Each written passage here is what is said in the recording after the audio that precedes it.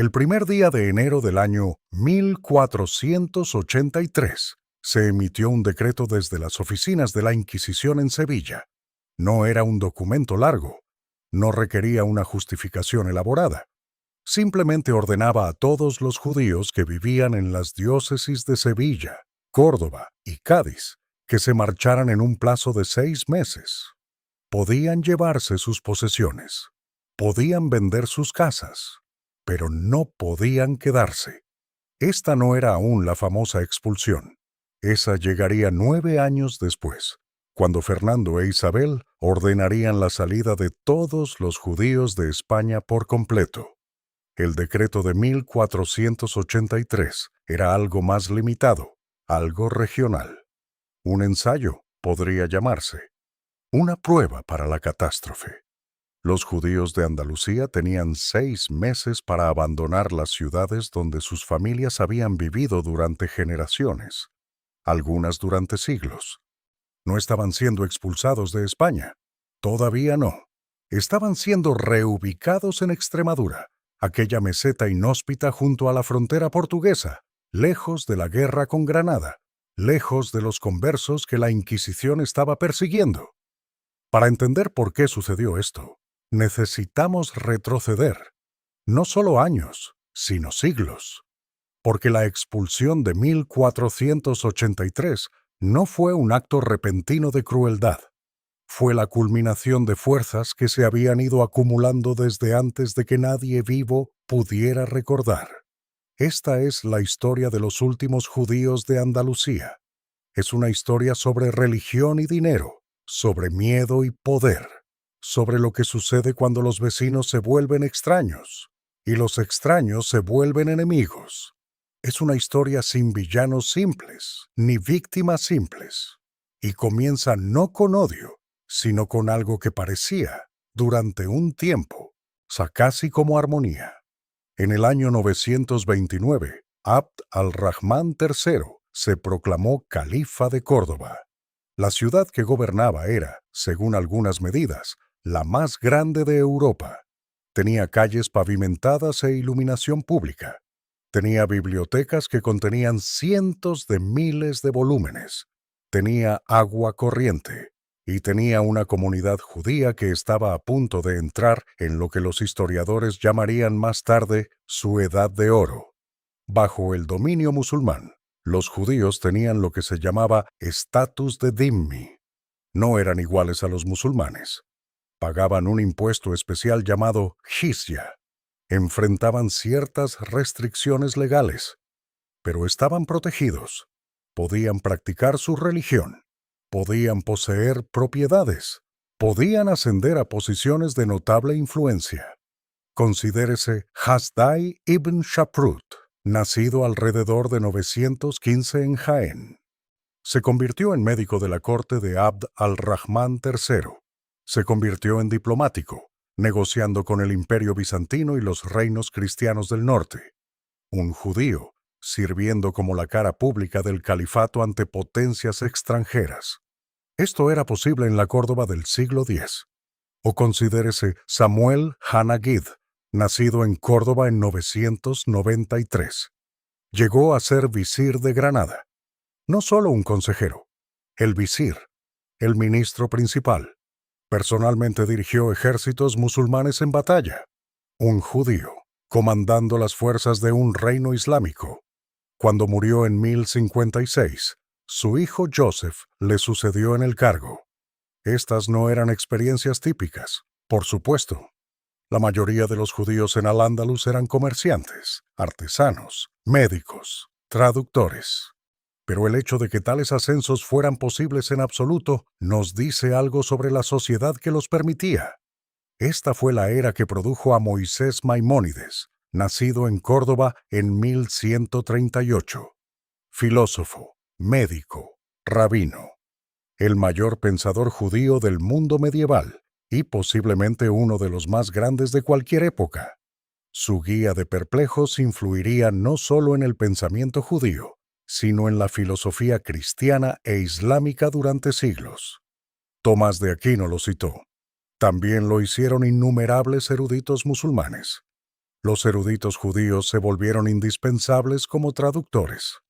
En Toledo, después de su conquista por las fuerzas cristianas en 1085, equipos de eruditos judíos, musulmanes y cristianos trabajaron juntos traduciendo textos árabes al latín.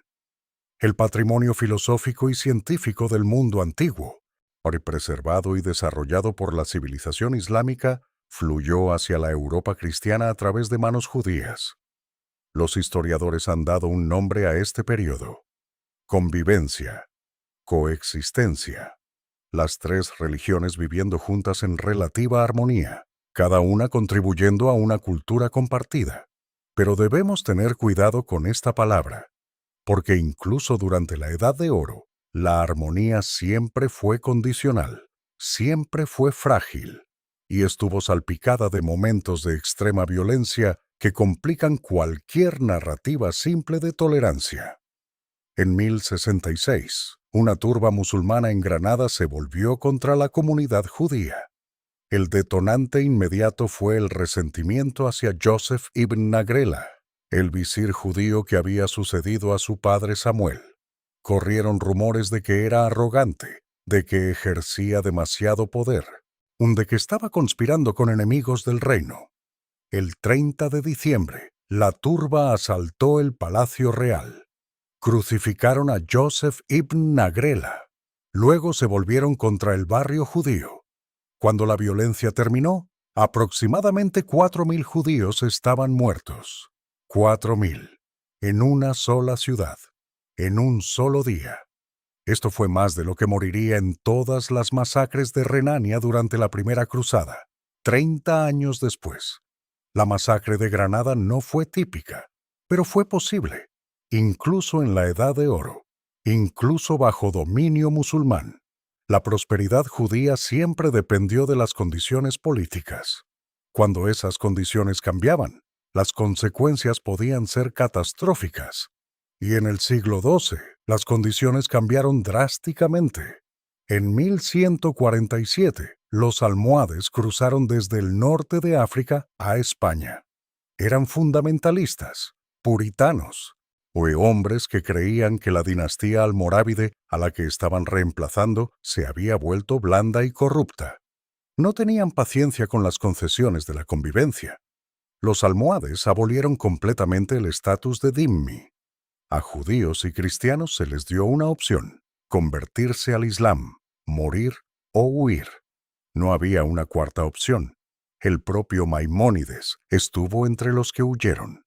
Su familia dejó Córdoba alrededor de 1148, cuando él tenía unos 10 años. Vagaron durante años antes de establecerse finalmente en Egipto. El mayor producto de la cultura judía andalusí pasó la mayor parte de su vida en exilio de ella. Miles de otros judíos huyeron hacia el norte, hacia los reinos cristianos que lentamente estaban conquistando la península. Huyeron de la intolerancia musulmana hacia tierras cristianas. La ironía de esto no se haría aparente hasta 3 siglos después. Los reinos cristianos del norte de España tenían su propia relación complicada con sus súbditos judíos. Por un lado, los judíos estaban legalmente definidos como propiedad de la corona. Pertenecían al rey, en un sentido no enteramente metafórico. Esto significaba que podían ser grabados pesadamente. También significaba que estaban protegidos, porque el rey tenía interés en proteger su propiedad. Se decía que Fernando III de Castilla, que conquistó Córdoba en 1236 y Sevilla en 1248, se jactaba de ser el rey de 3 religiones. Empleaba consejeros judíos. Su hijo Alfonso X, llamado el Sabio, continuó la tradición. Las escuelas de traducción de Toledo siguieron operando bajo dominio cristiano, hoy con eruditos judíos todavía haciendo el intrincado trabajo de traducir textos árabes al latín. Los judíos en la España cristiana se organizaban en aljamas, comunidades semiautónomas con sus propios tribunales, sus propios sistemas fiscales, sus propias estructuras de gobierno. Vivían en barrios designados llamados juderías. Tenían su propio código legal para disputas internas. en muchos sentidos. Existían como un Estado dentro del Estado, pero las restricciones eran reales y se multiplicaban. Los judíos no podían emplear sirvientes cristianos, no podían comer con cristianos. Se les exigía cada vez más que llevaran ropa distintiva o insignias. El Cuarto Concilio de Letrán de 1215 había ordenado tales marcadores en toda la cristiandad, aunque la aplicación variaba. Más significativamente, por la ley eclesiástica prohibía a los cristianos prestar dinero con interés. Esto se consideraba usura, un pecado. Pero las economías necesitan crédito. Alguien tenía que proporcionarlo. Los judíos, no sujetos al derecho canónico cristiano, llenaron este nicho. Se convirtieron en los banqueros, los prestamistas, los financieros. Esto los hacía útiles. También los hacía resentidos. Cuando un artesano no podía pagar sus deudas, ¿a quién culpaba? Cuando las propiedades de un noble estaban hipotecadas, ¿quién tenía los pagarés? Cuando la corona necesitaba recaudar impuestos, ¿quién los cobraba? Los arrendadores de impuestos judíos se convirtieron en un elemento permanente de la economía castellana. Pujaban por el derecho a recaudar ingresos reales, pagando a la corona por adelantado y luego cobrando de la población, o quedándose con cualquier cantidad superior a su oferta como ganancia. Era eficiente para la corona, era lucrativo para los postores exitosos, y colocaba a los judíos directamente entre el rey y sus súbditos, absorbiendo el resentimiento que la tributación siempre genera. Esta era una posición peligrosa. Útiles para los poderosos, odiados por todos los demás. Y el odio no era meramente económico. La Iglesia enseñaba que los judíos habían rechazado a Cristo, que lo habían matado, que estaban espiritualmente ciegos, negándose obstinadamente a la verdad del cristianismo. Cada Pascua, los sermones recordaban a las congregaciones la pasión, de las multitudes pidiendo a Barrabás, de la maldición de sangre en el Evangelio de Mateo. Aún así, a lo largo de los siglos XIII y principios del XIV, las comunidades judías de Castilla sobrevivieron. A veces prosperaron. La violencia que destrozó las comunidades judías en otras partes de Europa durante la peste negra, cuando los judíos fueron acusados de envenenar pozos, perdonó en gran medida a España. La península nunca fue golpeada tan duramente por la plaga como el norte de Europa, y las acusaciones nunca ganaron la misma tracción. Pero las tensiones se estaban acumulando. Resentimiento económico, hostilidad religiosa y cada vez más, algo nuevo, algo que resultaría más peligroso que cualquiera de los dos. Envidia, porque algunos judíos tenían un éxito visible, algunos eran ricos, algunos ocupaban posiciones de influencia en la corte, y en una sociedad rígidamente organizada por nacimiento y linaje, su éxito parecía una ofensa contra el orden natural. La Iglesia decía que se suponía que los judíos debían sufrir. Se suponía que su condición degradada era prueba de la verdad cristiana, castigo por su rechazo de Cristo. Cuando los judíos prosperaban, parecía contradecir la ley divina misma. Este resentimiento teológico resultaría catastrófico. Pero primero, tenía que haber una chispa. Su nombre era Ferrán Martínez. Era el arcediano de Écija, una pequeña ciudad al noreste de Sevilla, y canónigo de la Catedral de Sevilla. Para la década de 1370, se había convertido en uno de los predicadores más influyentes de Andalucía, y tenía un mensaje. Los judíos eran enemigos de Cristo. Los judíos estaban explotando a los cristianos. Las sinagogas eran guaridas de Satanás. Era el deber de todo buen cristiano expulsar a los judíos y demoler sus lugares de culto. No era sutil, no era cuidadoso. Nombraba nombres, señalaba con el dedo, hacía acusaciones, y la gente escuchaba. La corona intentó detenerlo. En 1378, el rey Enrique II ordenó a Martínez que cesara su prédica contra los judíos. Martínez ignoró la orden. En 1382, 1383 y nuevamente en 1388. Mandatos reales exigieron que se detuviera. Continuó. En 1389, la propia Iglesia lo suspendió de sus funciones. Siguió predicando. Porque Martínez entendía algo. Entendía que las autoridades que emitían estas órdenes eran débiles. El rey estaba constantemente en guerra, constantemente corto de dinero, constantemente necesitando apaciguar a una facción u otra. La jerarquía eclesiástica estaba dividida. Algunos obispos simpatizaban con el mensaje de Martínez, incluso mientras lo condenaban oficialmente. Nadie estaba dispuesto a castigarlo realmente, y la gente común lo amaba. Aquí había un hombre que expresaba en voz alta sus resentimientos. Aquí había un hombre que nombraba al enemigo. Aquí había un hombre que prometía que algo podía hacerse. En 1390, el arzobispo Pedro Gómez Barroso de Sevilla murió. Unos meses después, el rey Juan I también murió, dejando un heredero de 11 años.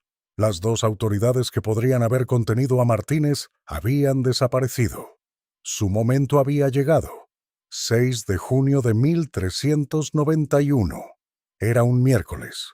El ataque a la judería de Sevilla comenzó por la mañana y continuó durante todo el día. Las turbas vinieron de todas direcciones. Vinieron con armas y con fuego. Vinieron gritando que los judíos debían convertirse o morir. Derribaron puertas. Arrastraron familias a las calles. Dieron a sus víctimas una opción: bautismo o muerte. Al anochecer, aproximadamente 4.000 judíos estaban muertos, en una comunidad de quizás 7.000 familias. A más de la mitad habían sido asesinadas, convertidas o dispersadas. Los sobrevivientes enfrentaron el bautismo forzado. Mujeres y niños fueron vendidos como esclavos. Las 23 sinagogas de Sevilla fueron destruidas o convertidas en iglesias. La violencia no se quedó en Sevilla. En cuestión de días, se extendió por el valle del Guadalquivir hasta Córdoba, donde otros 2.000 murieron. Luego a Jaén, luego Toledo, luego al norte a Madrid, Segovia, Burgos. En semanas, alcanzó la Corona de Aragón, Valencia, Barcelona, Lérida, Mallorca. Cuando los pogromos de 1391 finalmente se extinguieron, más de 70 comunidades judías en toda España habían sido devastadas. Miles estaban muertos. Decenas de miles se habían convertido al cristianismo bajo amenaza de muerte. La población judía de España se había reducido a la mitad, y algo nuevo se había creado. Algo que definiría el siguiente siglo de la historia española y conduciría directamente a los acontecimientos de 1483. Los conversos. Las conversiones masivas de 1391 crearon una situación imposible. La Iglesia enseñaba que el bautismo era transformador. Una vez bautizada, una persona era cristiana. Punto. Su pasado judío quedaba lavado. Tenía derecho a todos los derechos y privilegios de cualquier cristiano. Pero ¿cómo podía la sociedad simplemente absorber a decenas de miles de personas que, hasta ayer, habían sido judíos? Que todavía tenían familias judías, amigos judíos, hábitos judíos de pensamiento, que se habían convertido no por convicción sino por terror. Algunos conversos abrazaron su nueva religión sinceramente. Se casaron con familias de cristianos viejos, o buscaron posiciones en la iglesia. En una generación, algunas familias conversas habían producido obispos, incluso arzobispos. Otros se convirtieron en funcionarios reales, concejales municipales, profesores universitarios. Las barreras que habían limitado el avance judío desaparecieron de repente. Esto debería haber sido una historia de éxito. Esto debería haber demostrado el poder integrador de la fe cristiana. En cambio, provocó una reacción violenta, porque los cristianos viejos vieron a los conversos ocupar posiciones que deberían haberles pertenecido a ellos. Vieron a antiguos judíos en el sacerdocio, en el gobierno, en las profesiones. Vieron a familias conversas acumular riqueza e influencia con velocidad sospechosa y comenzaron a preguntar, ¿son estas personas realmente cristianas? ¿Han aceptado verdaderamente la fe? ¿O siguen siendo secretamente judíos, practicando su antigua religión en privado, burlándose del cristianismo, subvirtiendo la iglesia desde dentro? La sospecha no era enteramente infundada. Algunos conversos sí mantenían prácticas judías. Algunos ayunaban en Yom Kippur. Algunos evitaban el cerdo. Algunos se reunían los viernes por la noche.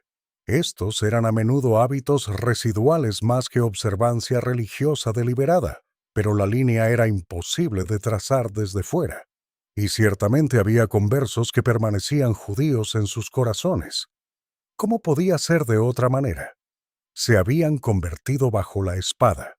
Su bautismo fue coaccionado. La propia ley canónica reconocía que la conversión forzada era inválida. Sin embargo, una vez bautizados, estaban vinculados por la ley cristiana. No podían volver al judaísmo aunque quisieran. Estaban atrapados. La Iglesia llamaba a esto criptojudaísmo. Más tarde, los españoles tendrían su propia palabra, judaizar. El crimen de practicar secretamente rituales judíos, mientras se profesaba exteriormente el cristianismo. ¿Qué tan extendido estaba? Este es uno de los grandes debates históricos sobre este período.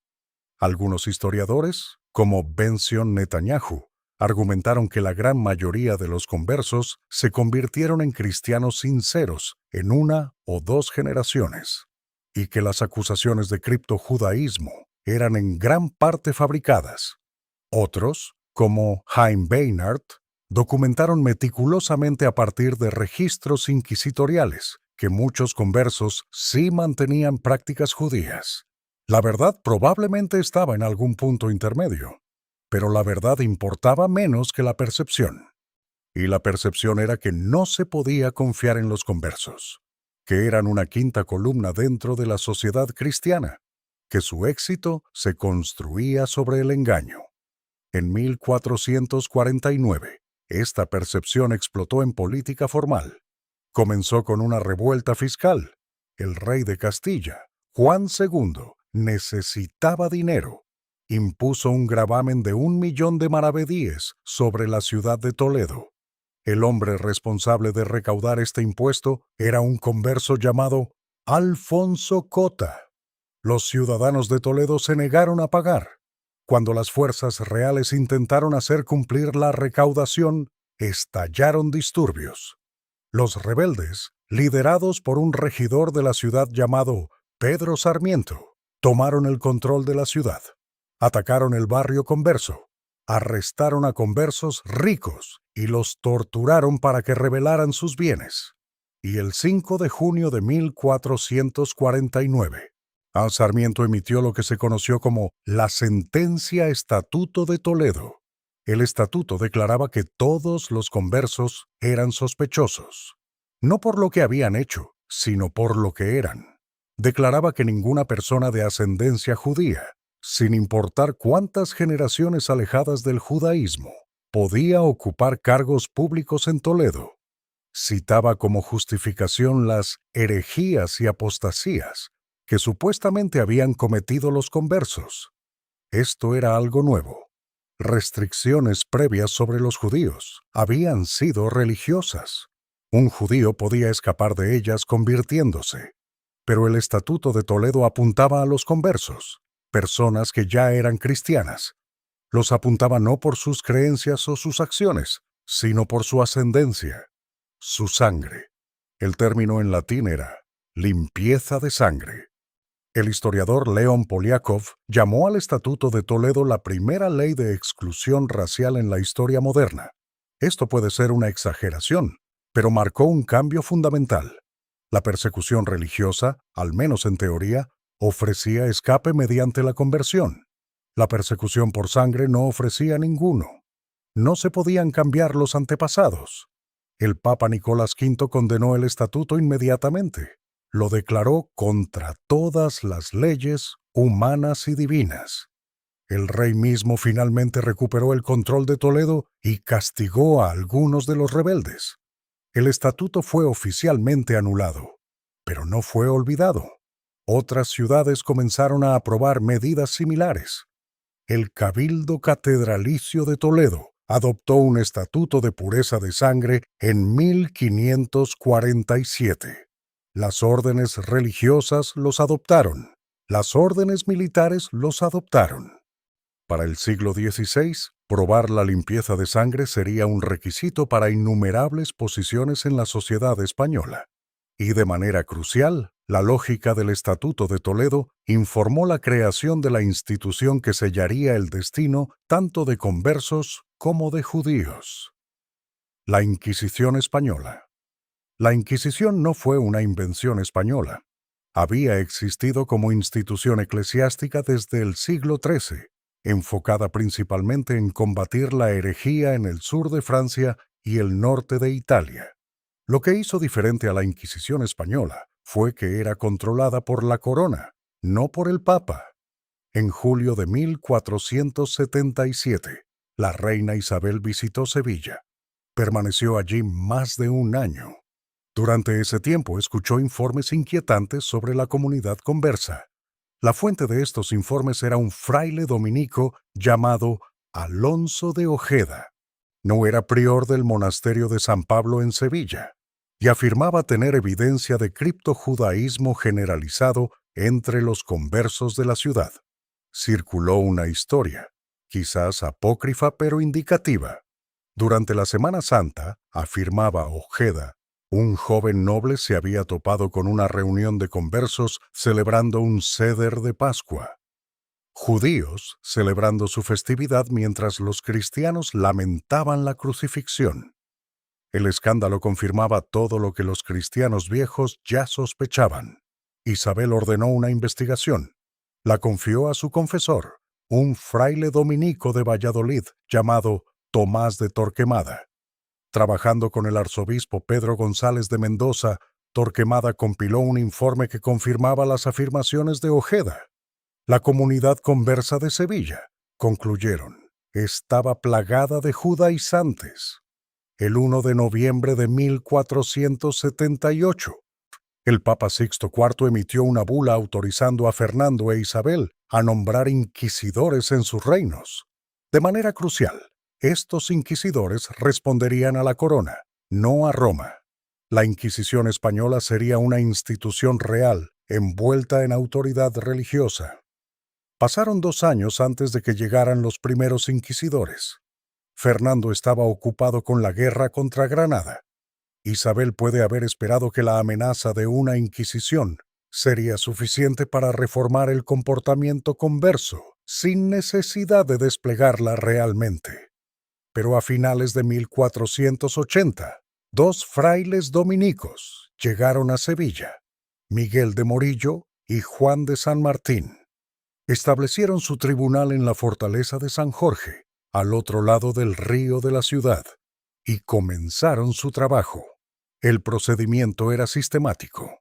Primero, emitían un edicto de gracia, dando a los conversos un periodo, usualmente de 30 a 40 días, para confesar sus errores voluntariamente. Aquellos que confesaran durante este periodo recibirían penitencias relativamente leves. Aquellos que no lo hicieran y fueran acusados posteriormente enfrentarían toda la severidad de la justicia inquisitorial. ¿Confesar qué? Exactamente. Los inquisidores proporcionaban orientación útil. Señales de judaizar incluían encender velas el viernes por la noche, usar ropa limpia el sábado, evitar cerdo o mariscos, preparar comida de ciertas maneras, dar a los niños nombres hebreos, lavar los cuerpos de los muertos según la costumbre judía, volverse hacia la pared al morir.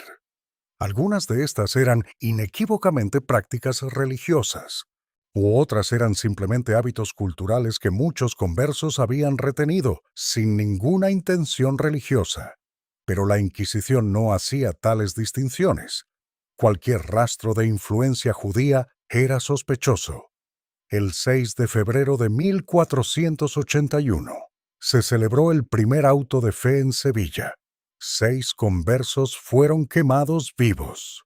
El propio Alonso de Ojeda predicó el sermón.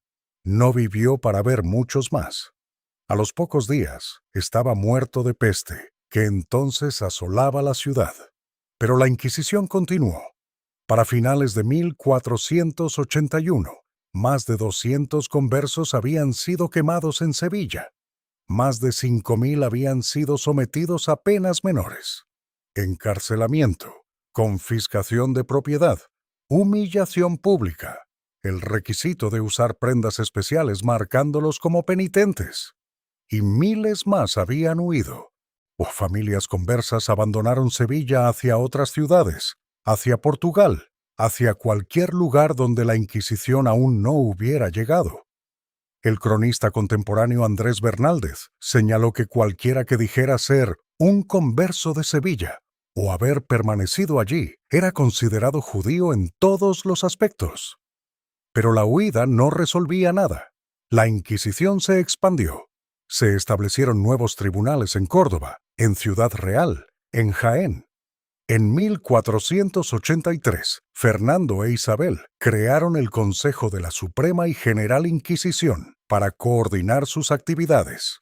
Nombraron a Tomás de Torquemada como Inquisidor General, primero de Castilla, luego también de Aragón.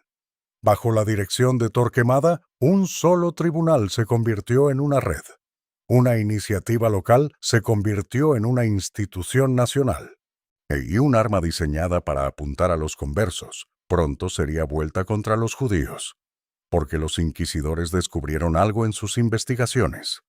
Muchos de los conversos judaizantes no habían inventado sus prácticas. Las habían aprendido. ¿De quién? De la comunidad judía, de parientes que nunca se habían convertido, de vecinos que aún practicaban abiertamente lo que los conversos practicaban en secreto. La lógica era inexorable. Si el criptojudaísmo era una enfermedad, los judíos eran los portadores. Los conversos nunca podrían ser verdaderamente cristianos mientras permanecieran en contacto con judíos practicantes. La única solución era la separación completa de los judíos de los conversos, lo que significaba la remoción de los judíos. El decreto del 1 de enero de 1483, a vino de los inquisidores de Sevilla y Córdoba, con aprobación real, ordenaba la expulsión de todos los judíos de las diócesis de Sevilla, Córdoba y Cádiz. Esta no era todavía una política nacional. Los judíos aún tendrían permitido vivir en otras partes de Castilla. Estaban siendo expulsados de Andalucía específicamente, la región donde la Inquisición se había establecido primero, donde la guerra con Granada hacía sensibles los distritos fronterizos, donde el problema converso era considerado más agudo. Se les dieron 6 meses para partir. Podían vender su propiedad, podían llevarse sus bienes muebles, pero tenían que irse. ¿A dónde? A Extremadura, esa áspera región de meseta a lo largo de la frontera portuguesa, lejos de la frontera militar, lejos de los centros de población conversa. Estaban siendo apartados, contenidos, puestos en cuarentena. Un cronista judío italiano, escribiendo unos años más tarde, atribuyó la orden directamente a la reina. Incluso antes de eso, la reina los había expulsado del reino de Andalucía. El decreto de la Alhambra de 1492 confirmaría esto más tarde, explicando que los monarcas previamente habían ordenado a los judíos salir de todas las ciudades, pueblos y aldeas de Andalucía, donde parece que han hecho el mayor daño, creyendo que eso sería suficiente. ¿Qué papel jugó Torquemada en el decreto de 1483? Su participación precisa es incierta. Aún no era inquisidor general cuando se emitió el decreto. Ese nombramiento llegó en agosto de 1483, 7 meses después. Pero ya era uno de los inquisidores más influyentes. Había sido confesor de Isabel durante más de una década. Shaw había ayudado a producir los informes originales sobre el criptojudaísmo andaluz que justificaban la creación de la Inquisición. Su influencia incluso antes de su elevación formal, era sustancial. La aplicación del decreto de 1483 fue inconsistente. La corona retrasó la implementación hasta 1484. Incluso entonces, solo los judíos de Sevilla parecen haber sido realmente expulsados. Los judíos permanecieron viviendo en Córdoba y Cádiz durante años después. Una orden de expulsión similar para Zaragoza y Teruel, en Aragón, nunca se llevó a cabo. Otra orden para toda la corona de Aragón, en 1486, fue ignorada y finalmente cancelada. ¿Por qué la inconsistencia? En parte limitaciones administrativas.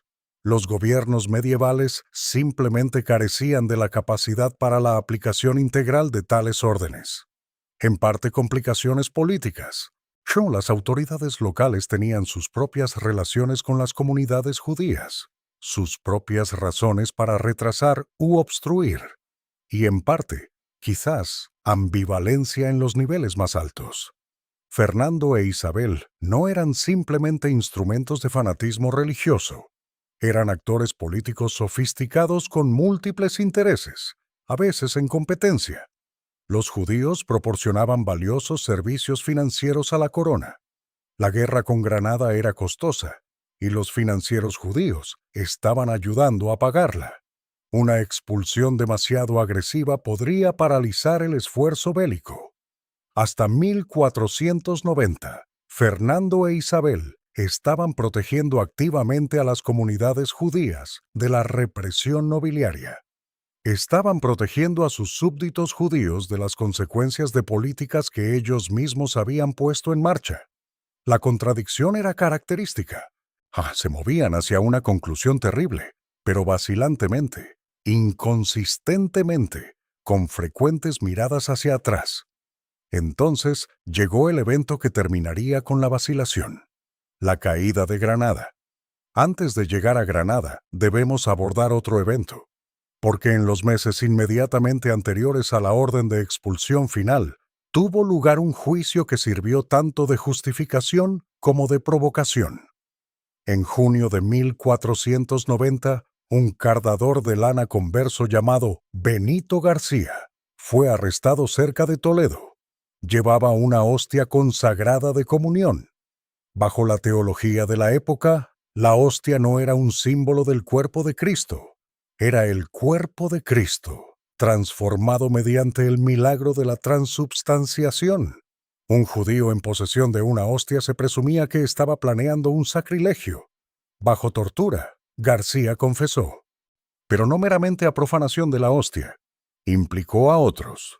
Una red de acusaciones se extendió hacia afuera, eventualmente atrapando a varios conversos y varios judíos, incluyendo dos hombres llamados Yusef Franco y Moisés Abenamías. Los cargos escalaron. Se decía que los acusados habían secuestrado a un niño cristiano, que lo habían crucificado en una cueva, que habían removido su corazón para usarlo en rituales mágicos. El propósito de estos rituales, supuestamente, era volver locos a todos los cristianos y así permitir que los judíos gobernaran el mundo. Este era un libelo de sangre. La acusación de que los judíos asesinaban niños cristianos con propósitos rituales tenía siglos de antigüedad. Había aparecido primero en Inglaterra en el siglo XII. Se extendió por toda Europa. Generó innumerables acusaciones. Y resultó en las muertes de miles de judíos. A pesar de repetidas condenas papales declarando la acusación falsa, persistió. Persiste en algunos sectores hasta el día de hoy. Lo que hizo inusual al caso de La Guardia no fue la acusación en sí, sino su momento y su manejo. El juicio fue conducido por la Inquisición, bajo la supervisión de Torquemada. Se prolongó durante más de un año. Las confesiones de los acusados eran contradictorias e inconsistentes. Lo más revelador, nunca se encontró un cuerpo. Nunca se identificó a ningún niño como desaparecido. El Santo Niño de la Guardia nunca existió demostrablemente. Pero el 16 de noviembre de 1491, todos los acusados fueron ejecutados. García fue quemado vivo. Los otros fueron estrangulados antes de ser quemados. Una misericordia reservada para aquellos que confesaban. Y el veredicto fue publicitado por toda España. Los predicadores lo anunciaron desde los púlpitos. La ejecución sirvió como pieza central de una campaña de propaganda diseñada para inflamar la opinión pública contra los judíos. Torquemada intentó implicar a Abraham Seneor en el caso. Seneor era el rabino mayor de Castilla y el principal arrendador de impuestos de la corona. Había ayudado a arreglar el matrimonio de Fernando e Isabel. Era quizás el judío más poderoso de España. La acusación no prosperó, pero el intento revela la intención. El Santo Niño de la Guardia no fue solo un proceso judicial. Fue un arma dirigida contra toda la comunidad judía. El momento es significativo. El juicio concluyó en noviembre de 1491. 4 meses más tarde, el 31 de marzo de 1492, Fernando e Isabel firmaron el decreto de la Alhambra. El 2 de enero de 1492, el sultán Boabdil entregó las llaves de la Alhambra a Fernando e Isabel. El último reino musulmán en la península ibérica había caído. La reconquista, esa lucha de siglos para devolver España al dominio cristiano, estaba completa. Fernando e Isabel entraron a la ciudad como conquistadores. Habían pasado 10 años en esta campaña. Habían quebrado sus tesoros, pedido prestado a banqueros genoveses y dependido fuertemente de financieros judíos para mantener sus ejércitos en el campo. Habían supervisado el despliegue de algunos de los primeros cañones de asedio efectivos en la guerra europea. Habían visto morir a miles de sus soldados de enfermedad en los campamentos alrededor de ciudades sitiadas. Ahora había terminado. España era cristiana, toda ella. Los términos de rendición fueron generosos. Los musulmanes tendrían permitido practicar su fe. Su propiedad sería protegida. Sus leyes y costumbres serían respetadas. Estos términos serían rotos en una década, cuando la Iglesia española se moviera hacia la conversión forzada y eventualmente la expulsión de la población musulmana también. Pero en enero de 1492, el ánimo era de magnanimidad triunfante. Lo que sucedió después, sin embargo, no fue magnánimo. Menos de 3 meses después de aceptar la rendición de Granada, Fernando e Isabel firmaron el edicto que expulsaría a cada judío de sus reinos. ¿Por qué? ¿Por qué, en este momento de victoria completa, se volvieron contra una comunidad que había ayudado a financiar su triunfo? El propio decreto de la Alhambra ofrece una justificación.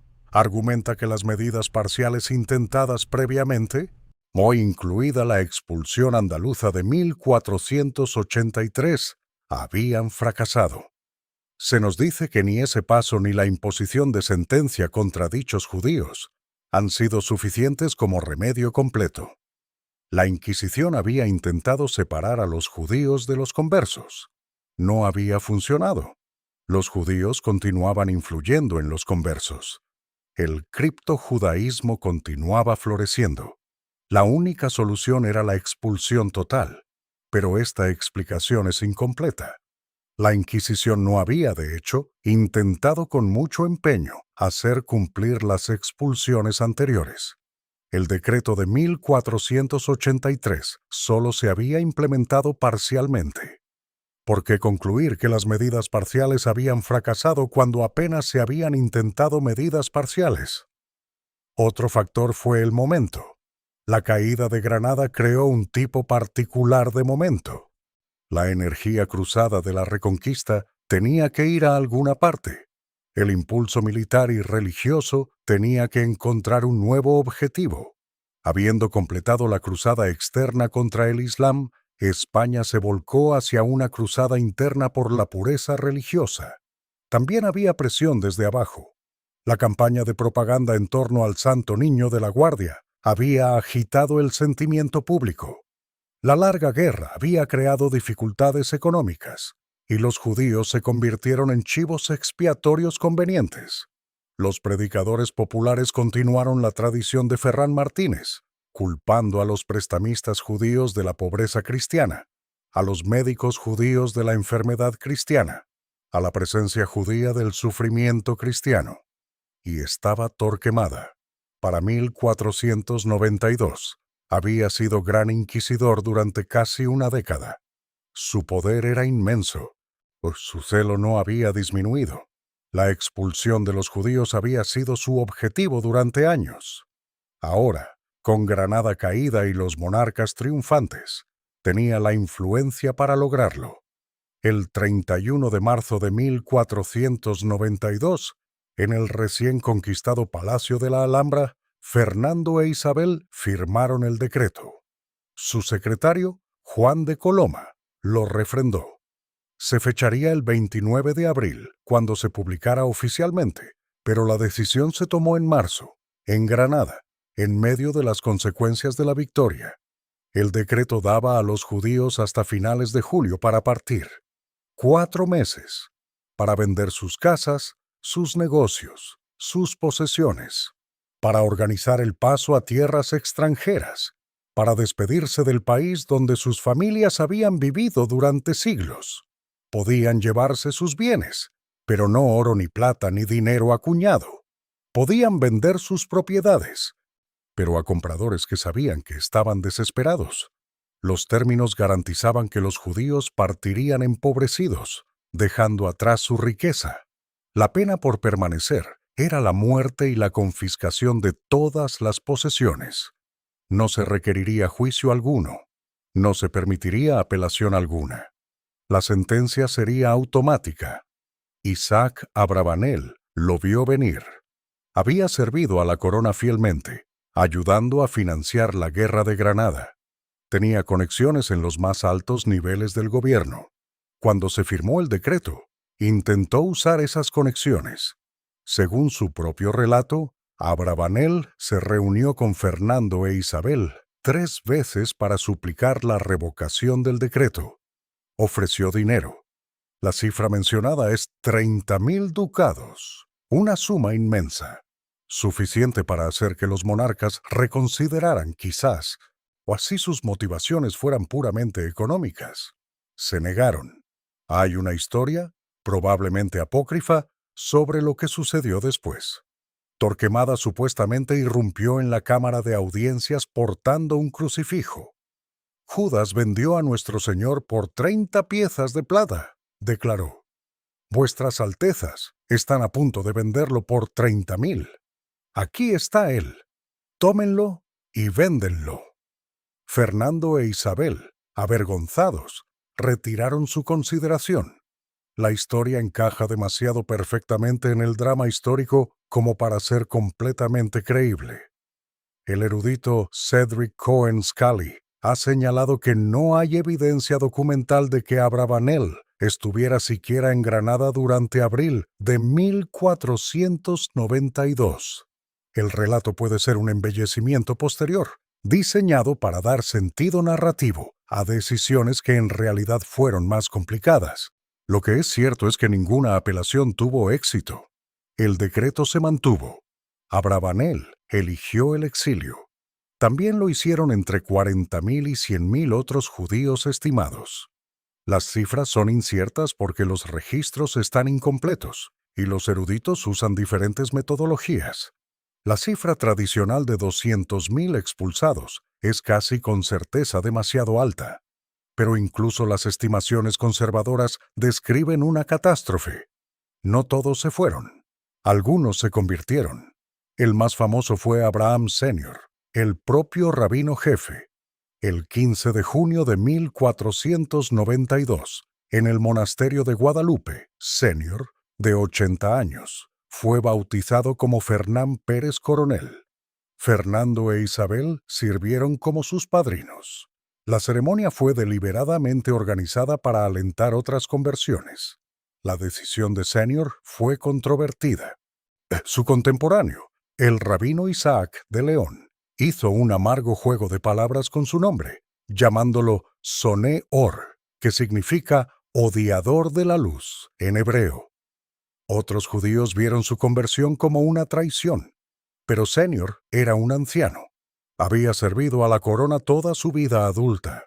Quizás no podía imaginar la existencia fuera de España. El rabino Joseph Javets, que eligió el exilio, reflexionó más tarde sobre quién se quedó y quién se fue. Fue la gente humilde que tenía una fe simple, quien demostró ser más resuelta. Escribió: muchos de los ricos y eruditos eligieron el bautismo. Tenían más que perder. Pero muchos de los ricos también se fueron. Abravanel lo abandonó todo: su biblioteca, sus propiedades, su posición. Navegó a Nápoles, luego se trasladó a Venecia, donde moriría en 1508, aún en el exilio. Por la fecha límite era finales de julio de 1492. Tal como sucedió, el calendario hebreo hizo que esta fecha coincidiera con Tisha B'Av, el 9 del mes de Av, el día en que los judíos ayunan para conmemorar la destrucción de ambos templos en Jerusalén. Era el día más luctuoso del calendario judío, y ahora marcaría el fin de la vida sefardí en España. El cronista Andrés Bernaldez fue testigo de las partidas. Su relato es ambivalente. Era un sacerdote, capellán del arzobispo de Sevilla. Compartía muchos de los prejuicios de su época. Su crónica contiene caracterizaciones feas de los judíos, acusaciones de explotación y codicia, pero también registró lo que vio con una especie de compasión horrorizada. Abandonaban la tierra donde nacieron, escribió, pequeños y grandes, jóvenes y viejos, a pie, sobre mulas, o arrastrados por carros, o cada uno seguía su propia ruta hacia el puerto de partida elegido. Se detenían al lado del camino, algunos colapsando de agotamiento, otros enfermos, otros muriendo. Las comunidades judías se organizaron colectivamente. Los judíos ricos pagaron los gastos de la partida de los pobres, señaló Bernaldez, practicando entre ellos la mayor caridad, de modo que, excepto por muy pocos de los más pobres, no se convertirían. Antes de la partida, se casaban los jóvenes. Se casaban niños y niñas de 12 años en adelante, para que las mujeres viajaran bajo la protección de esposos. Era una medida práctica para un viaje peligroso. La devastación económica fue inmediata. Cientos de miles de personas intentando vender simultáneamente propiedades colapsaron el mercado.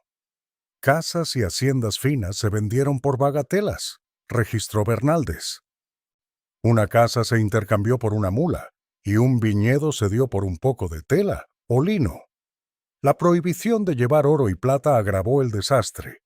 La riqueza que había tomado generaciones acumular fue abandonada o transferida a manos cristianas por fracciones de su valor. La ola más grande fue a Portugal.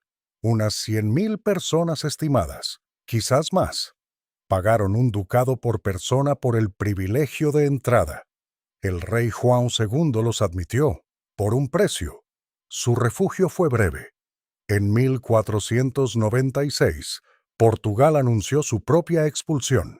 Pero en lugar de permitir que los judíos se fueran, el rey Manuel I, presionado por Fernando e Isabel a través de negociaciones matrimoniales, los convirtió por la fuerza. Los niños judíos fueron separados de sus padres y bautizados. Los adultos que resistieron fueron arreados en barcos o retenidos hasta que pasó la fecha límite para partir, y luego se les dijo que ahora eran cristianos por defecto. Otros refugiados fueron al norte de África, Marruecos, Túnez, Argelia. La recepción varió. Algunas comunidades fueron absorbidas, otras enfrentaron violencia. El cronista judío italiano registró que los leones y osos, que son numerosos en este país, mataron a algunos de ellos mientras yacían hambrientos fuera de las ciudades. Otros aún fueron al este, a Italia y más allá.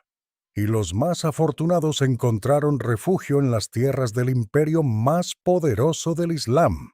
El sultán Bayezid, segundo del Imperio Otomano, recibió informes de la expulsión española, con lo que parece haber sido genuino desconcierto.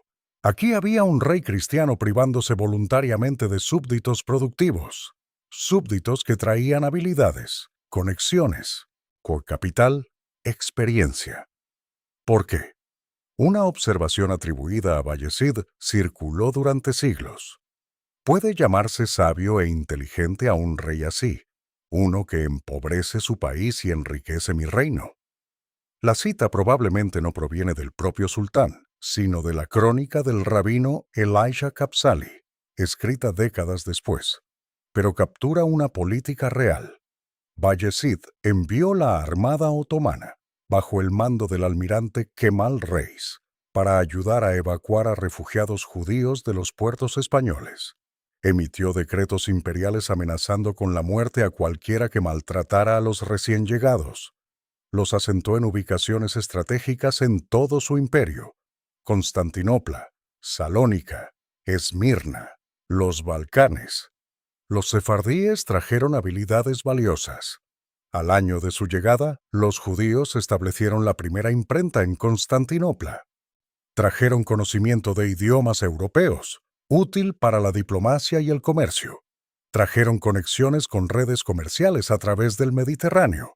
Trajeron experiencia en textiles, medicina, metalurgia, finanzas. Salónica se convirtió en una ciudad predominantemente judía, permaneciendo así hasta el siglo XX. La población judía de Constantinopla se hinchó. Las comunidades sefardíes se establecieron desde Bosnia hasta Palestina, desde Bulgaria hasta Egipto. Llevaron consigo su idioma. El ladino, también llamado judeo-español, preservó el castellano del siglo XV, mezclado con palabras hebreas, y más tarde con préstamos del turco, griego y árabe. Los judíos sefardíes en Estambul todavía hablaban español reconocible 4 siglos después. También llevaron sus llaves. La leyenda sostiene que muchas familias guardaron las llaves de sus hogares españoles, transmitiéndolas a través de generaciones. Cuando España ofreció ciudadanía a descendientes sefardíes en 2015, algunos solicitantes supuestamente todavía tenían estas llaves. La diáspora sefardí enriqueció las culturas que la recibieron, pero para España, la partida representó una pérdida incalculable. 8 siglos de presencia judía continua en la península ibérica terminaron en 4 meses. Los eruditos, médicos, comerciantes, financieros, artesanos, traductores, se habían ido. Las sinagogas fueron convertidas en iglesias o demolidas. Las juderías fueron absorbidas en el tejido urbano general. Las inscripciones hebreas fueron enyesadas. Solo 3 sinagogas sobreviven en toda España hoy. Una en Córdoba, construida en 1315. 2 en Toledo, fragmentos de una presencia que una vez contó con cientos de comunidades. La Inquisición no terminó con la expulsión, se intensificó. Ahora el enfoque estaba completamente en los conversos. Los judíos se habían ido. La fuente de contaminación había sido eliminada. Lo que quedaba era purificar a aquellos que habían sido contaminados. Fernando escribió a Torquemada 2 meses después del edicto de expulsión, ordenando que los nuevos conversos del judaísmo no debían enfrentar enjuiciamiento inquisitorial. Muchos desean hacerse cristianos, explicó, pero tienen miedo de hacerlo debido a la Inquisición. Incluso el rey reconoció la contradicción. La Inquisición castigaba el criptojudaísmo, pero su severidad desalentaba la conversión. ¿Por qué hacerse cristiano si entonces estarías sujeto a investigación por no ser lo suficientemente cristiano? Torquemada prestó poca atención. Los juicios continuaron. Las quemas continuaron. Los historiadores modernos estiman que aproximadamente 2.000 personas fueron ejecutadas durante su mandato como Gran Inquisidor. Muchas más fueron encarceladas, multadas, humilladas públicamente. El San Benito, una prenda penitencial marcada con los crímenes del portador, se convirtió en un elemento característico de la vida pública española. Las iglesias exhibían los sanbenitos de personas condenadas durante generaciones. asegurando que la mancha de herejía se adhiriera a las familias indefinidamente. Para 1494, incluso el Papa tenía preocupaciones. El Papa Alejandro VI nombró a 4 inquisidores asistentes para trabajar junto a Torquemada, no limitando efectivamente su autoridad.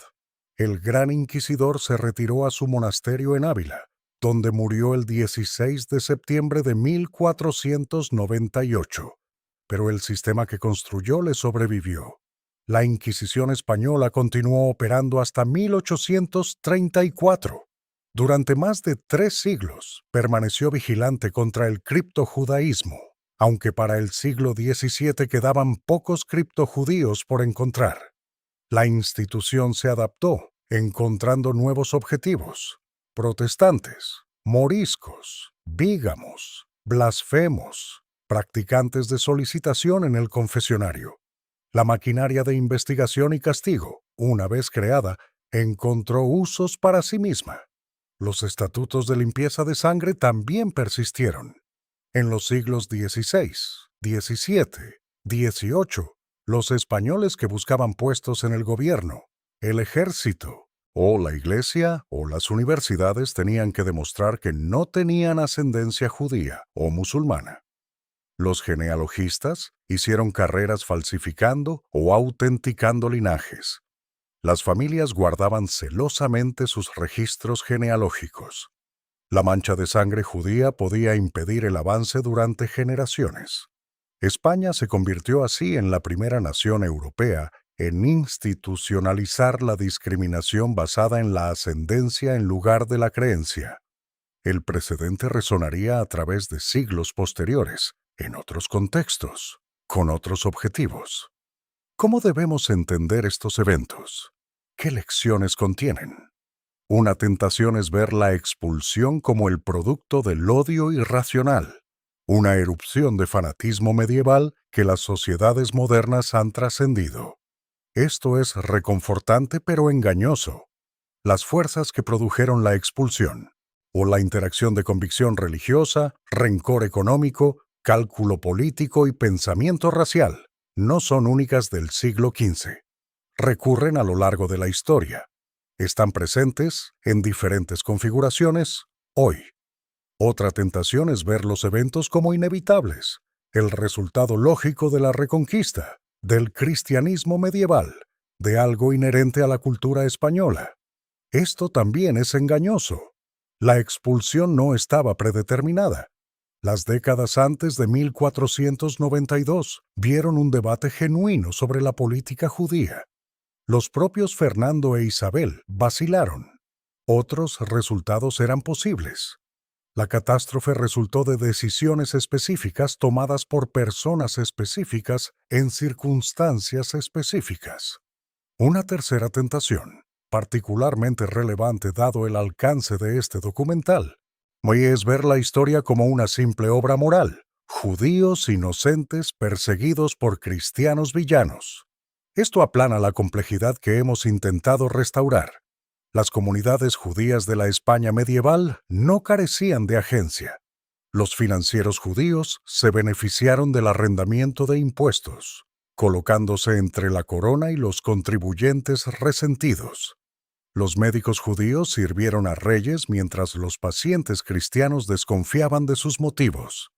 El éxito judío, en una sociedad que esperaba la degradación judía, provocó reacciones que las comunidades judías no podían controlar, pero tampoco predecir completamente. Solomon ibn Verga, el historiador sefardí que fue testigo de la expulsión, estaba dispuesto a reconocer que ciertas festividades habían sido demasiado extravagantes, ni lo que había suscitado antagonismo y celos entre los católicos. Esto no es culpar a la víctima. Es un intento de análisis sociológico honesto. Tampoco los cristianos de la España medieval eran monolíticos en sus actitudes. La misma sociedad que produjo a Torquemada también produjo las cartas reacias de Fernando, protegiendo a las comunidades judías. La misma iglesia que autorizó la Inquisición también condenó repetidamente los libelos de sangre y los estatutos de limpieza de sangre. La misma Andalucía que expulsó a sus judíos en 1483 había acogido a refugiados judíos de los almohades 3 siglos antes. Las relaciones entre comunidades, entre fes, entre vecinos, fueron siempre múltiples, siempre disputadas, siempre en flujo. La convivencia, si usamos el término con cuidado, describe no armonía sino tensión, no acuerdo sino negociación, a no paz sino la gestión del conflicto. Lo que colapsó en 1391 y después no fue una edad de oro sino un acuerdo funcional. El acuerdo siempre había sido frágil. Los pogromos revelaron lo que siempre fue posible. La Inquisición institucionalizó lo que previamente había sido episódico. La expulsión completó lo que había sido incrementalmente preparado. Volvamos, finalmente, a Andalucía, a las juderías de Sevilla y Córdoba y Cádiz, vaciadas por el decreto de enero de 1483 y nunca vueltas a llenar. ¿Qué se perdió? No podemos saberlo del todo. Los registros están incompletos. Las memorias se han desvanecido, pero podemos esbozar contornos. Había eruditos que llevaban adelante tradiciones que se remontaban a las academias de Babilonia. Había médicos que habían estudiado a Maimónides, o que entendían la medicina como ciencia y filosofía a la vez, que trataban a cristianos y musulmanes y judíos con la misma dedicación. Había comerciantes que conocían las rutas comerciales del Mediterráneo, que hablaban árabe y castellano y hebreo y a veces italiano y portugués, que conectaban Andalucía con mercados a través del mundo conocido. Había artesanos, plateros y orfebres, trabajadores del cuero y tintoreros, tejedores y sastres. Había poetas que escribían en hebreo con métrica árabe, tendiendo puentes entre civilizaciones a través del verso. Había músicos cuyas canciones ahora están perdidas. Había familias que habían vivido en Sevilla durante 5 generaciones o 10, que conocían cada calle de la judería, que podían rastrear a sus ancestros hasta Toledo, hasta Córdoba, hasta los días míticos del primer templo. Todos desaparecidos, dispersos a través del Mediterráneo, muertos en los caminos del exilio, convertidos y absorbidos en la España cristiana. La continuidad rota. La sinagoga de Córdoba sobrevive porque fue convertida en hospital, luego en capilla. La inscripción hebrea permanece en sus paredes. Un santuario en miniatura. Los visitantes que hoy caminan por ella ven un artefacto, un monumento, una memoria, no una comunidad viva. 8 siglos. Desde los primeros colonos judíos en la Hispania romana hasta las últimas partidas en 1492.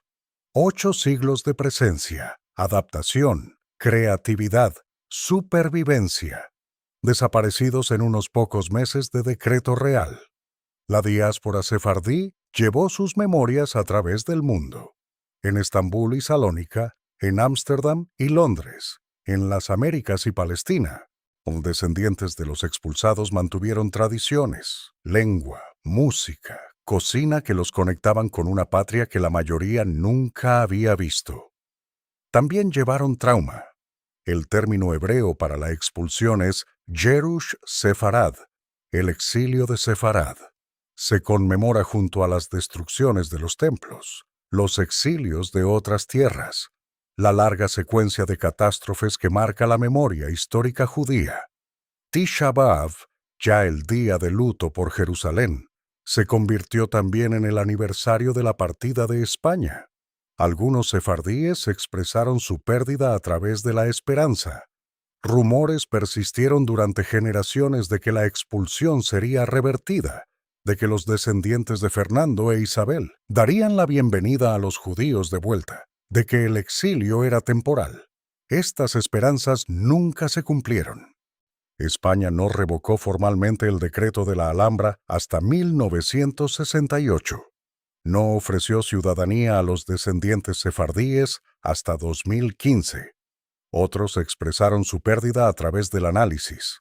El Shevet Yehuda de Solomon ibn Verga, escrito alrededor de 1520, permanece como una de las obras históricas judías más notables del período moderno temprano. Ibn Verga intentó entender por qué sucedió la expulsión, no solo como castigo divino, sino como resultado de acciones humanas y fuerzas sociales. Examinó el papel de la envidia, los peligros de la visibilidad, las limitaciones de la protección real. Su obra influyó en historiadores judíos posteriores, incluyendo a aquellos que lidiarían con catástrofes aún mayores en el siglo XX. El siglo XX. No podemos discutir la memoria sefardí sin reconocer cómo se interseca con horrores posteriores.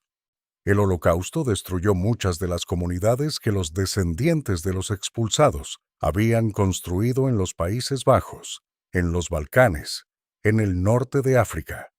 Salónica, la gran ciudad sefardí, perdió el 90% de su población judía a manos de los nazis. Los sobrevivientes de una catástrofe se convirtieron en víctimas de otra, pero algunos sobrevivieron. Las comunidades sefardíes de Israel, de Turquía, de América Latina mantienen tradiciones que los conectan con la España medieval.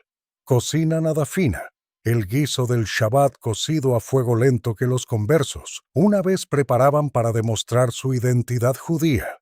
Cantan romances, baladas en español arcaico, que preservan historias de antes de la expulsión. Nombran a sus hijos con nombres que sus ancestros llevaron a través de siglos de exilio. El pasado no es simplemente pasado.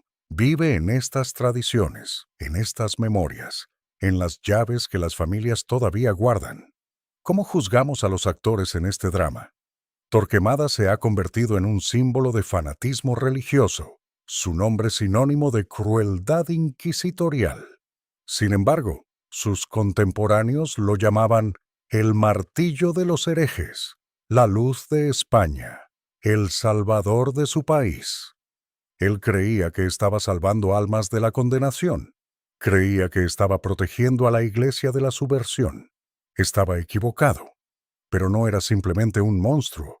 Era un hombre de su tiempo, actuando según convicciones que su tiempo había formado. Fernando e Isabel son más complicados. Eran gobernantes sofisticados, políticos hábiles, guerreros exitosos. Unificaron España, completaron la reconquista, patrocinaron el viaje de Colón.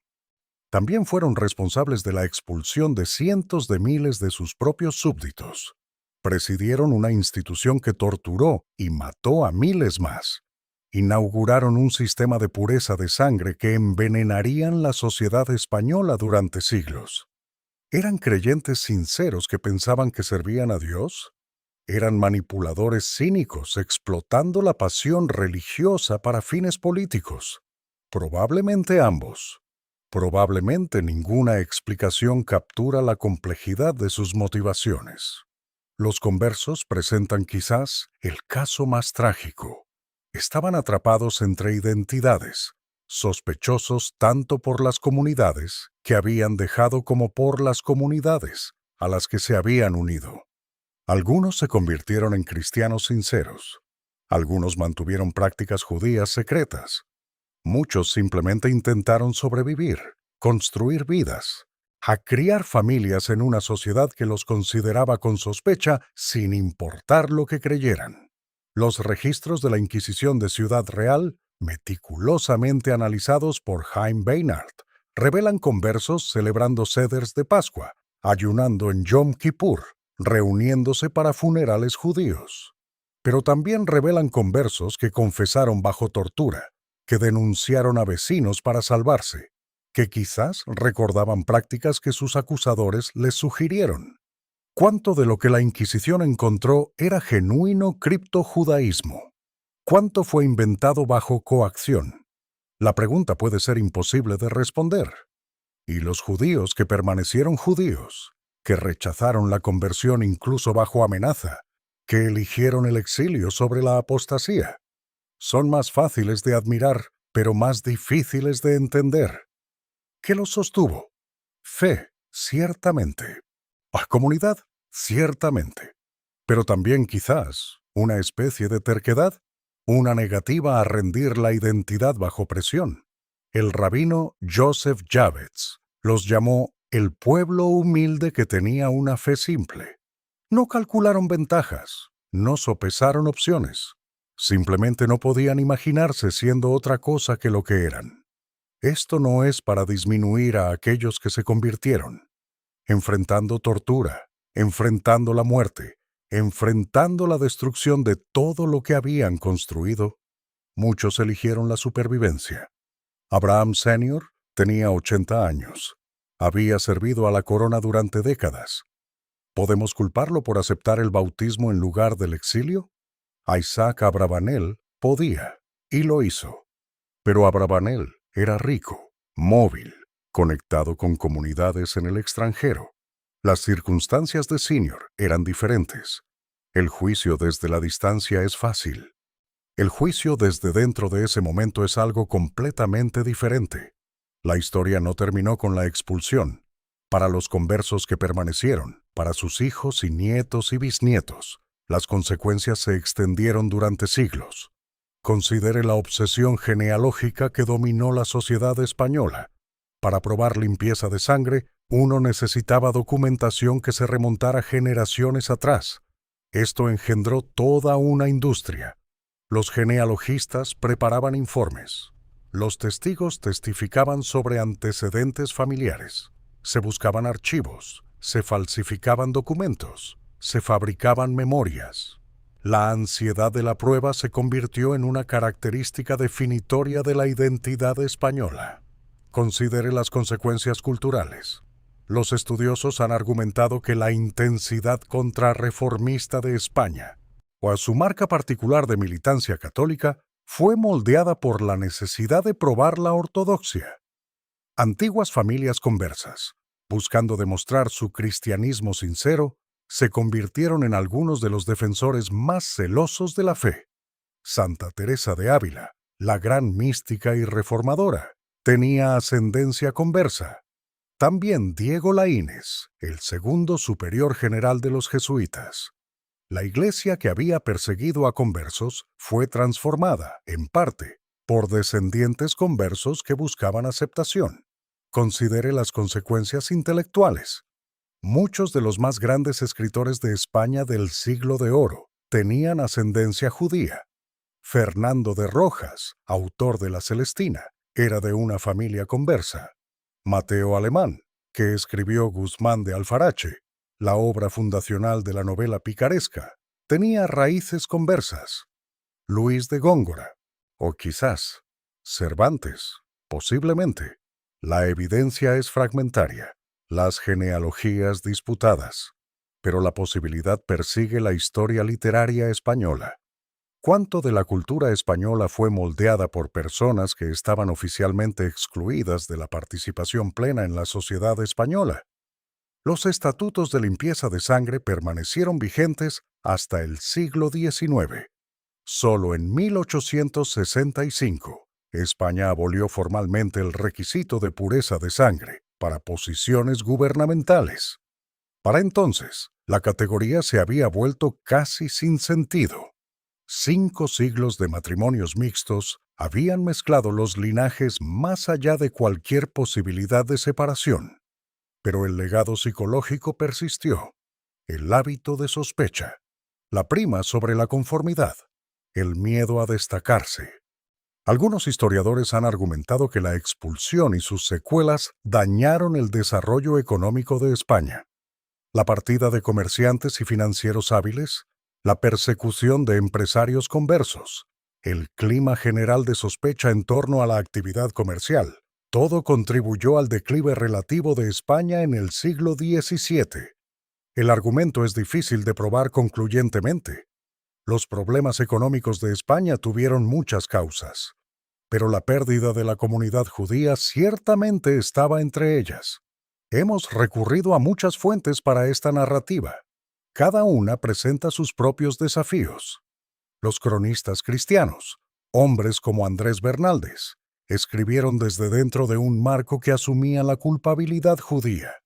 Cuando Bernaldez describe las prácticas judías, las describe como ofensas. Cuando nota el sufrimiento judío, lo presenta como castigo merecido, o, en el mejor de los casos, necesidad desafortunada. Leerlo requiere traducción constante, filtrar su información a través de sus prejuicios. Sin embargo, Bernaldez también registró detalles que nadie más preservó. Su relato de las partidas en 1492, con sus especificaciones sobre precios y rutas y destinos, permanece invaluable. Su propio prejuicio a veces lo hace creíble. No tenía motivo para exagerar el sufrimiento judío. Lo que registró, lo registró a pesar de sí mismo. Las fuentes judías presentan problemas diferentes. Escritores como Solomon ibn Verga escribieron desde el exilio, desde el trauma, desde la distancia. Sus relatos están moldeados por la necesidad de darle sentido a la catástrofe. Cuando Ibn Verga discute la extravagancia judía como causa de resentimiento cristiano, está proporcionando perspicacia sociológica o internalizando la opresión. Cuando elogia a ciertos cristianos como excepciones, ¿está siendo imparcial o buscando favor? Las preguntas no pueden responderse definitivamente. Los registros de la Inquisición son los más problemáticos de todos. Documentan, con detalle atroz, las acusaciones contra conversos, las confesiones extraídas bajo tortura, las sentencias pronunciadas. Chaim Beinart pasó décadas transcribiendo y analizando los registros de Ciudad Real. Sus 4 volúmenes constituyen un recurso irreemplazable. ¿Pero qué nos dicen realmente? Cuando un converso confesó judaizar bajo tortura, ¿era verdadera la confesión? La Inquisición asumía que sí. Los historiadores modernos están menos seguros. La tortura produce confesiones, pero no necesariamente exactas.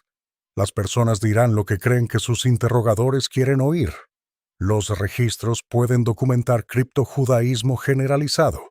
También pueden documentar el poder de la Inquisición para crear evidencia para sus propias suposiciones. Benzion Netanyahu construyó un argumento influyente precisamente sobre este escepticismo. Argumentó que la mayoría de los conversos eran cristianos sinceros, que la Inquisición estaba impulsada no por genuina preocupación por la herejía, sino por odio racial de ascendencia judía. Los conversos eran víctimas no de sus propias prácticas secretas, sino de la envidia y el prejuicio cristiano viejo. La Inquisición, en la lectura de Netanyahu, era esencialmente una institución racial disfrazada de religiosa. Otros historiadores, incluyendo a Beinart, rechazaron. Los registros, argumentaban, muestran demasiado detalle específico, demasiada consistencia a través de miles de casos, para ser completamente fabricados. Los conversos sí mantenían prácticas judías. No todos ellos, no la mayoría quizás, pero muchos. La Inquisición puede haber exagerado la amenaza, pero la amenaza era real. El debate continúa. Puede que nunca se resuelva. Las fuentes están demasiado comprometidas, demasiado moldeadas por las circunstancias de su creación, para producir certeza. Lo que podemos decir es que la Inquisición creó una categoría de sospecha y luego encontró evidencia para llenarla. Ya sea que esa evidencia reflejara la realidad o la construyera, las consecuencias fueron las mismas. Miles de personas fueron investigadas, encarceladas, ejecutadas o forzadas al exilio. Las familias fueron destruidas. Las comunidades fueron destrozadas. La maquinaria de persecución, una vez establecida, generó sus propias justificaciones. Camine por Sevilla hoy y encontrará el barrio de Santa Cruz. Es encantador, pintoresco, popular entre turistas. Calles estrechas serpentean entre edificios encalados. Naranjos florecen en patios escondidos. El barrio se siente auténticamente andaluz. Era la judería. Los judíos de Sevilla vivieron aquí durante siglos. Sus sinagogas estaban aquí. Sus mercados operaban aquí. Sus niños jugaban en estas calles. Después de 1483, se habían ido. El barrio permaneció. Los edificios permanecieron, pero todo lo que lo había hecho un espacio judío desapareció. Camine por Córdoba y encontrará la sinagoga en la calle Judíos. Es un edificio pequeño, fácil de pasar por alto. Dentro, las inscripciones hebreas todavía adornan las paredes. El estuco tallado todavía muestra rastros de su belleza original. Pero el espacio ha estado vacío de culto judío durante más de 500 años. La sinagoga fue construida en 1315 por Isaac Moheb, quien registró su nombre y la fecha en una inscripción que sobrevive. No podría haber imaginado que su sinagoga sobreviviría a su comunidad por medio milenio, que los turistas fotografiarían lo que los fieles una vez llenaron, que las oraciones una vez ofrecidas aquí caerían en silencio para siempre. En Toledo, 2 sinagogas sobreviven. La más grande, construida en el siglo XII y reconstruida después de 1391, se convirtió en una iglesia llamada Santa María la Blanca. La más pequeña, conocida como El Tránsito, fue construida por Samuel Halevi Abulafia en 1357. Era tesorero del rey Pedro I de Castilla. Su sinagoga era magnífica, decorada con intrincado trabajo en yeso mudéjar, inscrita con salmos hebreos y alabanzas del rey que había permitido su construcción. Pedro I fue llamado tanto el cruel como el justo, dependiendo de quién lo llamara. Protegió a los judíos, empleó médicos y financieros judíos. Cuando fue derrocado y asesinado por su hermano ilegítimo, Enrique II, en 1369, la comunidad judía perdió un protector. El propio Samuel Halevi había sido arrestado y torturado hasta la muerte por Pedro en 1360, un recordatorio de que incluso el favor real tenía límites. Después de 1492, el Tránsito se convirtió en una iglesia, luego en un cuartel. Hoy alberga el Museo Sefardí. Las inscripciones hebreas han sido preservadas. La historia ha sido documentada. Pero la congregación que la construyó, que oró en ella, que celebró bodas y lloró muertes dentro de sus paredes, se ha ido. Estos edificios son monumentos a la ausencia. Marcan lo que se perdió. En 1992, 500 años después de la expulsión, el rey Juan Carlos de España visitó una sinagoga en Madrid. Se paró ante la congregación y dijo: Sefarad ya no es nostalgia, sino un lugar donde nadie debería sentirse extranjero. Fue un reconocimiento, un gesto de reconciliación, pero no podía deshacer lo que se había hecho. Los judíos habían sido expulsados. Sus descendientes habían construido vidas en otros lugares. España era, para la mayoría de ellos, una memoria histórica más que una conexión viva. Aún así, la memoria persiste. Las comunidades sefardíes alrededor del mundo mantienen tradiciones que las vinculan con la España medieval. Encienden velas el viernes por la noche, de las maneras en que sus ancestros las encendían en Sevilla. Preparan platos que sus ancestros preparaban en Córdoba. Cantan canciones en ladino que llevan ecos del castellano del siglo XV. Las llaves. Las mencionamos antes. La historia puede ser más leyenda que hecho, pero captura algo verdadero sobre cómo funciona la memoria. Los sefardíes se aferraron a España incluso cuando España los rechazó. Preservaron lo que pudieron llevar. Lo transmitieron. En 2015, España ofreció ciudadanía a los descendientes de los judíos expulsados que pudieran demostrar su herencia sefardí. Miles solicitaron. Los requisitos de documentación eran complejos. Los solicitantes necesitaban probar ascendencia, a menudo a través de registros genealógicos, evidencia lingüística o atestación comunitaria. Algunos tuvieron éxito, otros fueron denegados. La oferta fue criticada desde múltiples direcciones. Algunos dijeron que era muy poco, demasiado tarde. Algunos dijeron que los requisitos eran demasiado gravosos. Algunos cuestionaron por qué los descendientes de los expulsados deberían querer la ciudadanía en el país que había expulsado a sus ancestros.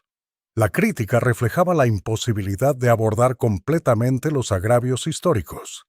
Ningún gesto contemporáneo puede deshacer lo que ocurrió en 1492. En el mejor de los casos, puede reconocer la herida. Portugal hizo una oferta similar aproximadamente al mismo tiempo. Como España, Portugal había expulsado a sus judíos, aunque en circunstancias diferentes. Como España, Portugal estaba lidiando con cómo abordar esa historia.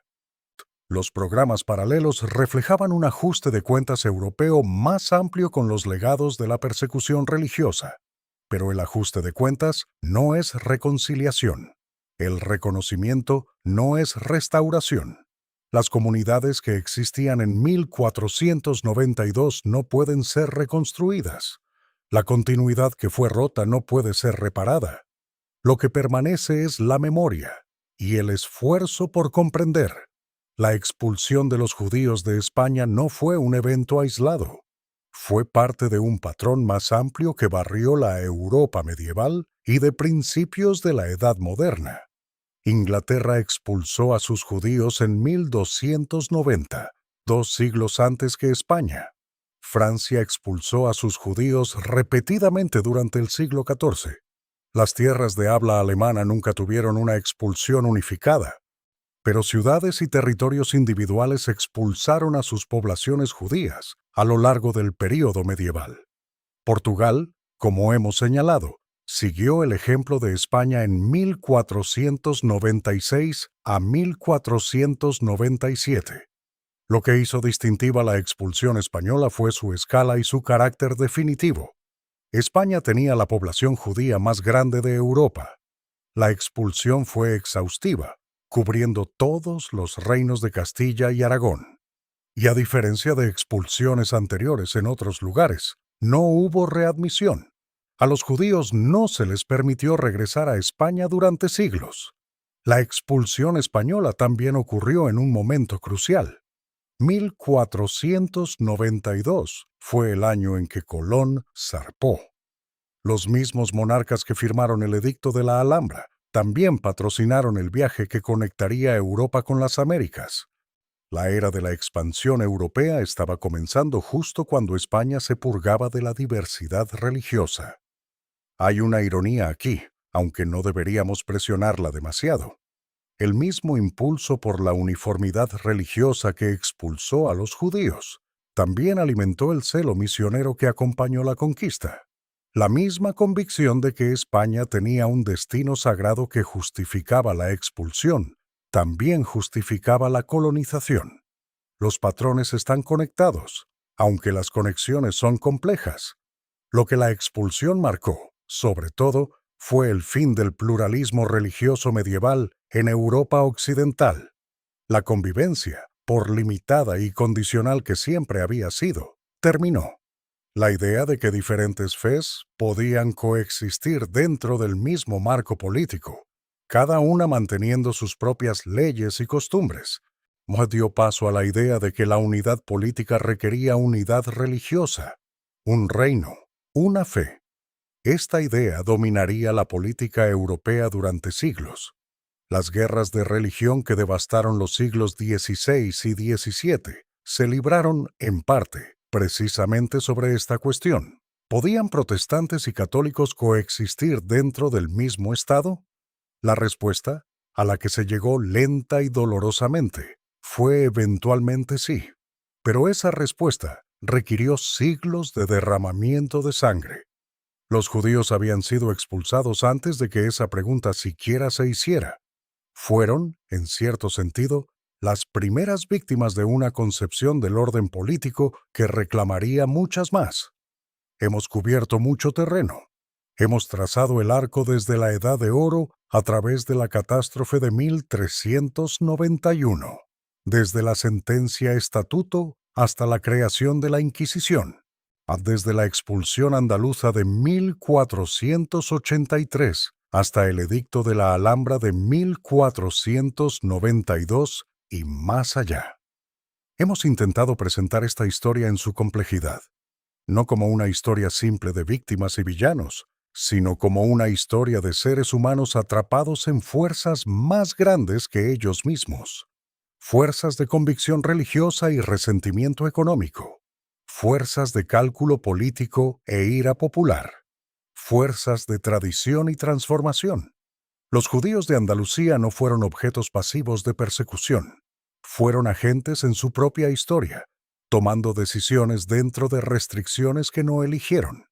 Sirvieron a reyes y acumularon riqueza. Practicaron medicina y se dedicaron a la erudición.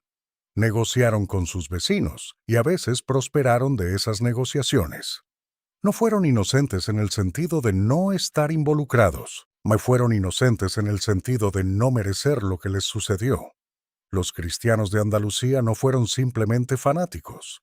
Fueron personas viviendo dentro de un marco religioso que hacía que ciertas conclusiones parecieran obvias. Si los judíos habían rechazado a Cristo, debían estar espiritualmente ciegos. Si prosperaban a pesar del rechazo, algo debía estar mal. Si los conversos mantenían prácticas judías, debían ser insinceros. La lógica tenía una terrible consistencia interna. Estaba equivocada, pero no era arbitraria. La Inquisición no fue simplemente un instrumento de terror. Fue un intento de resolver un problema que la sociedad de la época había creado para sí misma. Las conversiones masivas de 1391 produjeron una población que no encajaba en ninguna categoría existente. La Inquisición intentó determinar quién era sincero y quién no. Sus métodos fueron brutales. Sus conclusiones fueron a menudo erróneas. Pero estaba respondiendo a una incertidumbre genuina, incluso mientras empeoraba esa incertidumbre. Nada de esto excusa lo que sucedió. Comprender no es justificar. Explicar las fuerzas que produjeron la expulsión no es respaldarlas. Es simplemente reconocer que la historia es hecha por seres humanos, no por monstruos, y que la capacidad para actos terribles existe dentro de motivaciones humanas ordinarias. Isaac Abravanel vivió en el exilio durante 16 años después de la expulsión. Sirvió a los reyes de Nápoles. Se mudó a Venecia cuando los franceses invadieron el sur de Italia. Continuó escribiendo, produciendo comentarios bíblicos y obras filosóficas que moldearon el pensamiento judío durante siglos. Cerca del final de su vida, escribió sobre la esperanza mesiánica que había sostenido al pueblo judío a través de siglos de persecución. Creía que los sufrimientos del exilio serían redimidos, que el Mesías vendría, que los dispersos serían reunidos. Esta esperanza no tenía base empírica, era pura fe, pero había mantenido vivo al pueblo judío a través de una catástrofe tras otra. Abravanel murió en Venecia en 1508. Nunca regresó a España. Sus descendientes se dispersaron por Europa y eventualmente las Américas. Algunos de ellos pueden estar vivos hoy, ignorantes de su conexión con un hombre que una vez suplicó a Fernando e Isabel que revocaran su decreto. Abraham Seneor, quien se convirtió, revivió solo un año más después de su bautismo. Murió en 1493, a la edad de aproximadamente 81 años. Sus descendientes llevaron el nombre Coronel y se convirtieron en miembros establecidos de la sociedad cristiana española. La ironía es amarga. Seneor sobrevivió a la expulsión abandonando su fe. Abravanel sobrevivió a la expulsión abandonando su país. Ambos pagaron el precio de la supervivencia. Tomás de Torquemada murió en 1498, 6 años después de la expulsión que había ayudado a orquestar. Fue enterrado en el monasterio de Santo Tomás en Ávila, que él había fundado. Su tumba fue destruida posteriormente, supuestamente por las tropas de Napoleón. La ubicación exacta de sus restos es desconocida. La Alhambra aún se erige. Los turistas la visitan todos los días, maravillándose con la arquitectura, los jardines, el juego de luz y agua. Pocos saben que el decreto que expulsó a los judíos de España fue firmado dentro de sus muros. La belleza perdura. La crueldad es olvidada, pero no completamente olvidada. Recordamos, contamos la historia, intentamos comprender. El primer día de enero, en el año 1483, se emitió un decreto. Ordenaba a los judíos de Andalucía marcharse. Se fueron. Sus comunidades se dispersaron. Sus sinagogas quedaron en silencio. Sus descendientes se esparcieron por el mundo. Esto es lo que sucedió. Esto es lo que hemos intentado explicar, no para justificar, no para excusar, sino para comprender, lo mejor que podamos, cómo los seres humanos llegaron a hacerse tales cosas unos a otros, y quizás, a través de la comprensión, reconocer las señales de advertencia cuando tales cosas amenazan nuevamente. Porque las fuerzas que produjeron la expulsión no han desaparecido. Han tomado diferentes formas en diferentes tiempos. Odio religioso, chivos expiatorios económicos, categorización racial, la demanda de conformidad, la sospecha del otro. Estas fuerzas están siempre presentes, siempre esperando las circunstancias que las desatarán. La historia de los últimos judíos de Andalucía no es meramente una historia sobre el pasado. Es una historia sobre lo que las sociedades humanas son capaces, para bien y para mal. Es una historia sobre la fragilidad de la coexistencia y la persistencia de la memoria. Si encontraste esta historia interesante, este próximo video te impactará. Haz clic aquí para verlo ahora.